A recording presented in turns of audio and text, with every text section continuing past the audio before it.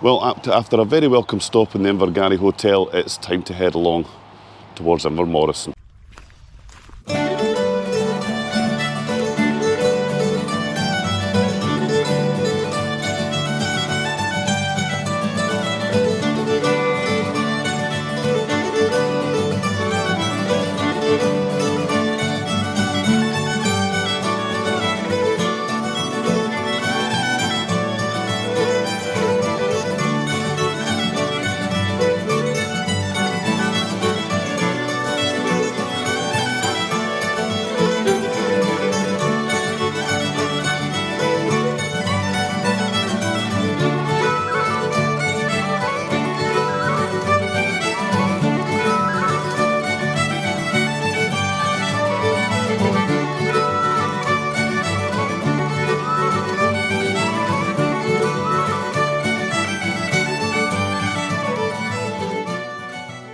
Well, good morning.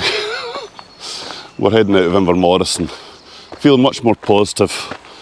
Yesterday's video kind of came at an abrupt end, didn't it? That was because I was burst. Totally out of food. Totally unprepared, and I'm going to hold my hands up. It was definitely my fault. If I'd done a little bit more research, I would have known that you can't get food at the Lagan South on a Monday or Tuesday. So I was very underprepared. Don't make the same mistake I made. Right, onwards towards Fort Augustus is where we're heading first. 7.5 miles, and we should be there. I'm all fueled up and ready to go today.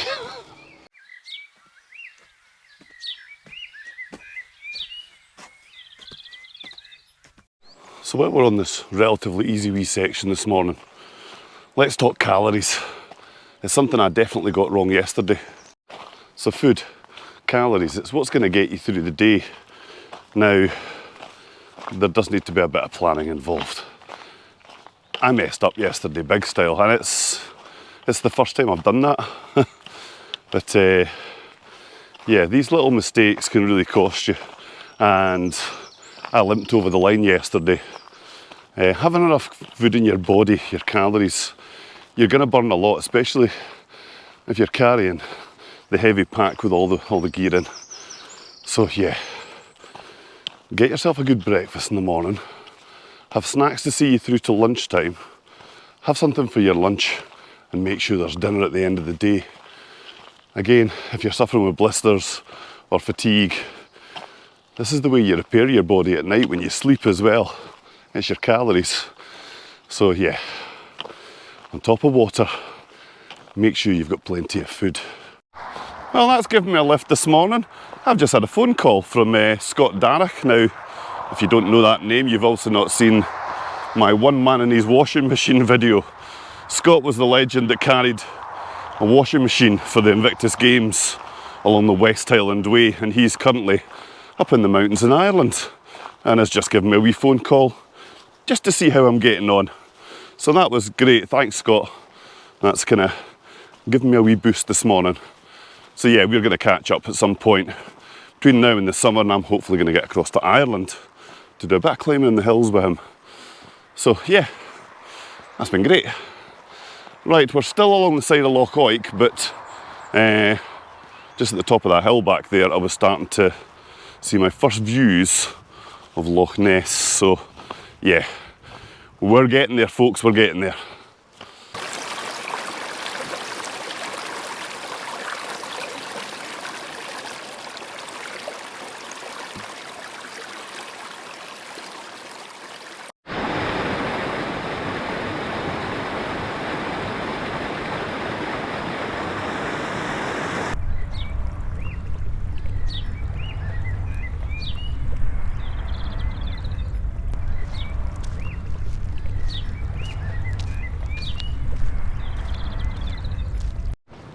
So we're going well today. That's already 3.5 miles in, and that is finally the end of Loch Ness, and we've got Oik Bridge in the distance here to cross over before making our next 3.5 miles along to Fort Augustus.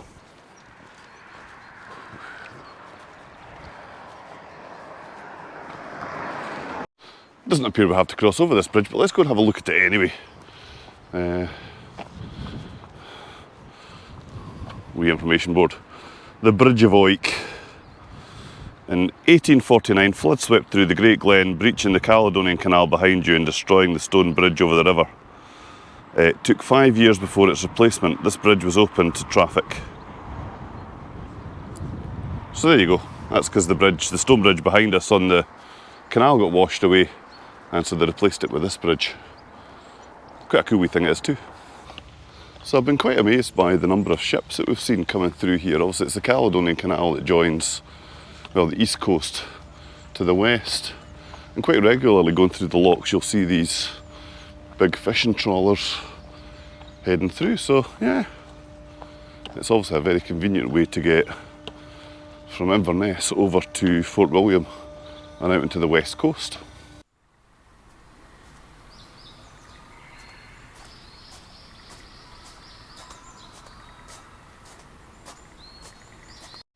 Well, that's me. I've made it to Kytra Locks. Not easy to say that, Kytra Locks.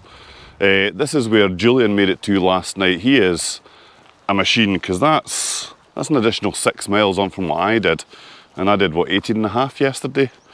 Heavens, so that's 24 miles that Julian's managed to clock up yesterday, so good on him. I think there's camping spots here. This is where Julian was aiming to camp. He'll be well ahead of me now. He'll be way past Fort Augustus. Yeah, this is another spot where you can stick yourself in the trees on the far side here, and another place where you can camp. There was no way I was making it here last night. So by my calculations, I'm now 1.5 miles from Fort Augustus, where I'm going to stop for some lunch.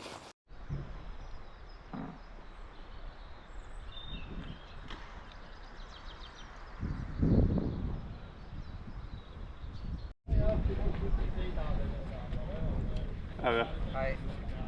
Are we on camera? How you doing? Hi.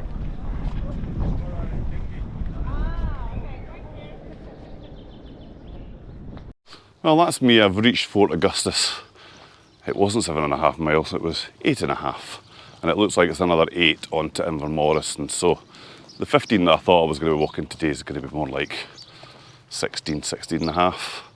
But you know what? Compared to yesterday, it's going to be a scoosh.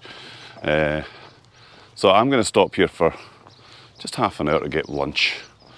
Take the boots off for a wee bit, actually, and let my feet breathe before we move on to Invermoriston. And the other thing I'm going to do is going to make sure I'll buy lots of snacks. Keep me going.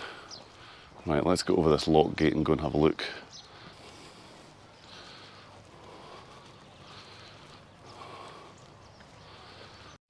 Well, I've just enjoyed a pint in the lock-in in Fort Augustus, and now I'm just looking for a wee spa, a wee shop where I can fill up on snacks and grab something to eat for tonight. Drumnadrochit is the next place where I'll get some decent food. So I need something to eat tonight and something to keep me going. It's only about 5 hours walking tomorrow, so we'll get that done. And yeah, that should keep us going for the next 2 days. Right. A shop. My kingdom for a shop. Right, I'm going to go and have a wee wander, see what I can find. Well, I have snacks. Got a big bag of snacks. I'm forgetting I'm going to have to carry this all the way along to Invermoriston, haven't I? Never mind. We were down in Fort Augustus, and can I be honest, it was just absolutely mobbed. There was nowhere to get a sit down.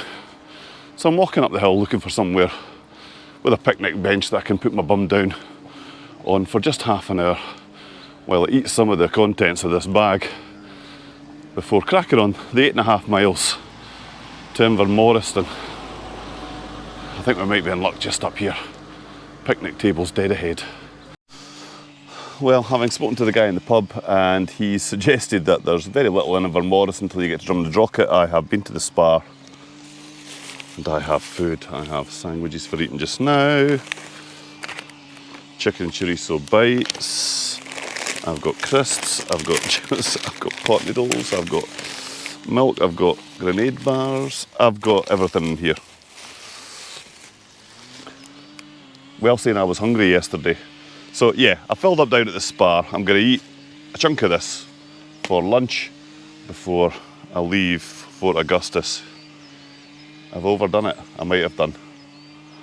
Who cares? It'll all get eaten. Right. I'll speak to you again after I finish my lunch and we get going back on the track. We've got another 8.5 miles to get along to Fort Augustus, and it's currently 10 to 1. So I'm hoping to be in Invermoriston by about 5:30. So yeah, that is the plan. Right, lunch. Well, there we go. We're seeing more of Loch Ness now that we've climbed up and out of Fort Augustus. Just a small job of, what'll that be, 2.5 days to walk alongside of Loch Ness.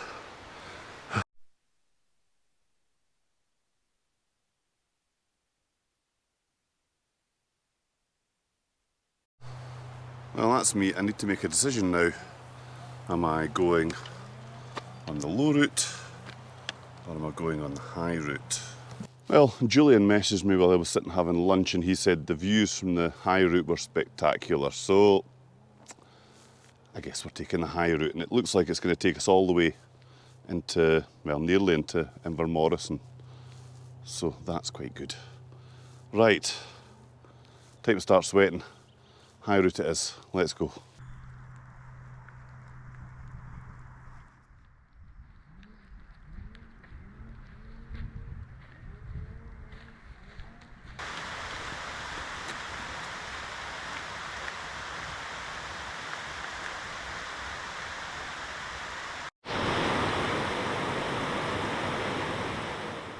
Well, that is quite the climb. If you decide to take the high route just past Fort Augustus, oh my goodness, take me back to Kinloch, leaving in that route out of there.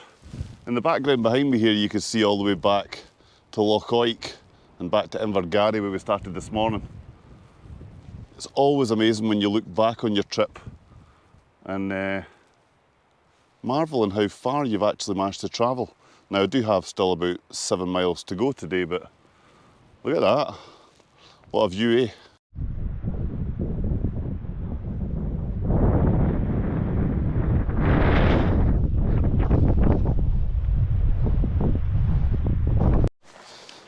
Well, once you've reached the viewpoint on the high route, it is a cracking mountain path for a good number of miles, and you get views out over the mountains to the south of Loch Ness.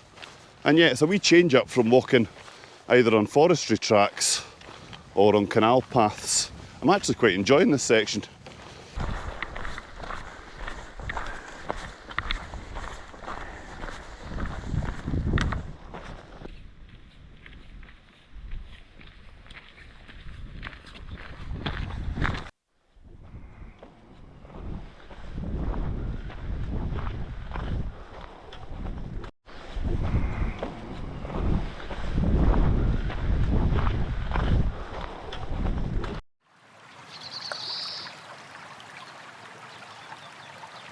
So this is the point where, sadly, my GoPro mic decided to give up the ghost right at this iconic part of the trail. And here we meet Julian, who is 3 pints in at the minute. He was in the pub down in Invermoriston. I walked past and he caught up with me. And we're now discussing the fact that it's nearly 8 o'clock and we do need to find somewhere to stick 2 tents. So we're going to head down the hill and cut to us finally at our spot for the evening. Now, at this point we were pretty much done. We'd walked quite some distance this day, and just down behind the tents here there is a freshwater stream. So we've got fresh water, we've got a flat piece of ground, it's sheltered in amongst the trees, and walking an extra 3 miles out of Invermoriston meant that tomorrow down into Drumnadrochit is going to be a very short day. We're both aiming to be in Drumnadrochit round about lunchtime. Of course, Julian walking that little bit faster. He's going to head off tomorrow morning, as per usual, and I catch up with him later on in Drumnadrochit. Fingers crossed for audio tomorrow. Go and create your own adventures, and we'll see you on the next one.